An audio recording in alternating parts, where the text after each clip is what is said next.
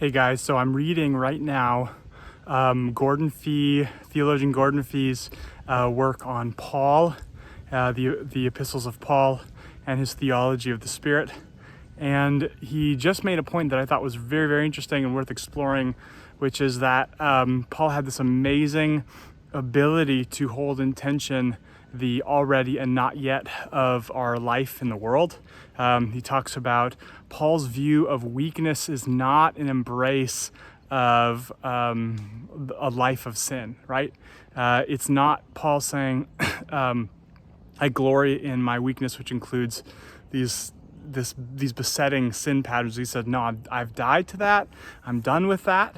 And yet it is my responsibility also as somebody who has died to sin and who's no longer under its sway and authority and enslavement to then continually crucify it. So there is a transactional death to sin and there is a continual death to sin.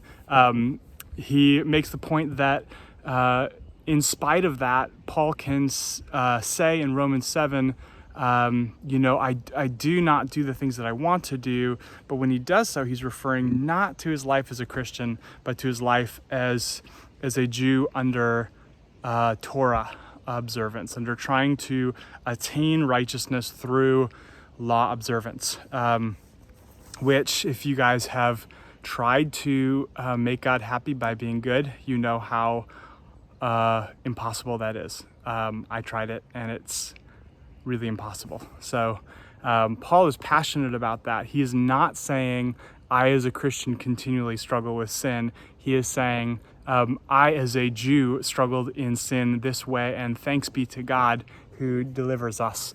And then he launches from there into Romans 8, which is just incredible, explosive theology of life in the Spirit and what is available and possible in the Spirit. And yet, there is still a continued suffering and weakness that is a physical, emotional, though not righteousness impacting weakness. And I was thinking about what made Paul so able to hold this tension so well. And Gordon Fee, I think, rightly points out that Paul held this tension in ways that most of us have not been able to. Most of the church has not been able to hold that tension of kingdom already, kingdom not yet. We tend to overrealize or underrealize our eschatology.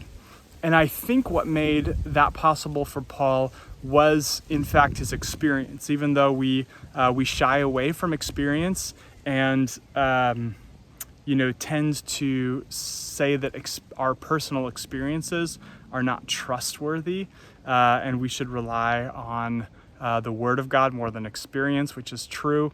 Yet, I don't know if it's Fee or somebody else I was listening to on Paul points out that beyond being a theologian, Paul is somebody who is desperately trying to explain his experience on the Damascus Road throughout his writings and his continued experience. And Paul had a lot more experience to write on. And so he's taking his understanding of the Old Testament Torah, what he's understood in the past about the law, and he's trying to reconcile it with what he experienced of the living and resurrected Christ on the road to Damascus. So how does he do that? I think the answer is in that Paul suffered a lot. And Paul experienced a lot of resurrection power. So both of those things were extremely present in his life. They were, he did not, like us, live a comfortable life with a little suffering and a little victory. He experienced a lot of victory and a lot of suffering. I was thinking this morning about just how the Bible talks about his experience at sea and these weeks of being out at sea and just feeling so deflated. And then after that, when Paul took some bread, his spirit revived, it says. It's like he was so subject to weakness in the body, and yet he also raised the dead. He also healed people with a word, with a shadow, with a cloth. I mean, just like these amazing things that the apostles did, and Paul was right in the middle of it. And Paul was not one of the original 12.